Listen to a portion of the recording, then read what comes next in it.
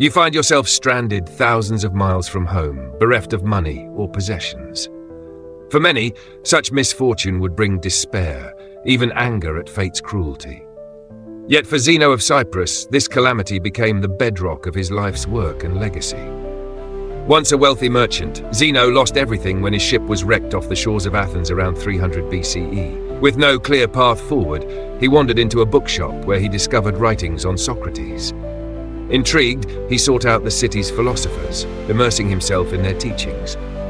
Over time, as he began to instruct students of his own, he founded a new school of thought, Stoicism, a philosophy of virtue, resilience, and self-mastery that would go on to inspire generations of thinkers and leaders. The name Stoicism derives from the Stoa Poikile, the painted colonnade where Zeno and his followers gathered to engage in discussion. Today, the term Stoic is often used to describe those who endure hardship without complaint. While this reflects some aspects of Stoicism, the philosophy itself is far more profound. The Stoics believed that the universe operates according to a rational and ordered structure, which they called logos, a web of cause and effect beyond human control. However, while we may not govern external events, we can govern our response to them.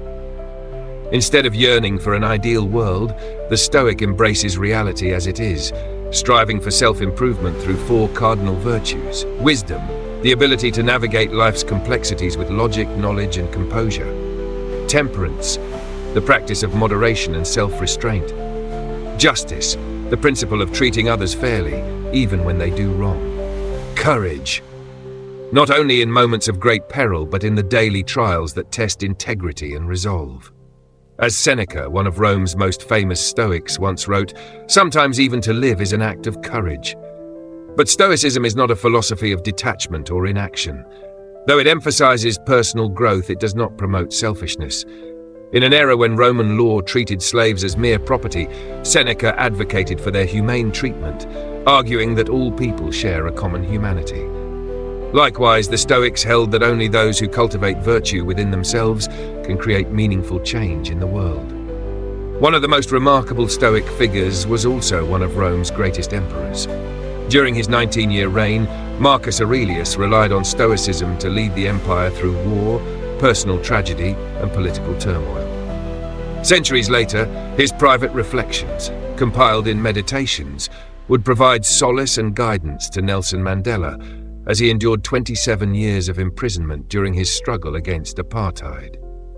Upon his release, Mandela chose reconciliation over vengeance, believing that while the injustices of the past could not be undone, a more just future could still be built.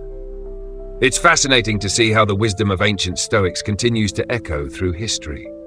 And speaking of timeless lessons, if you found this journey through philosophy insightful, consider liking this video and subscribing to our channel.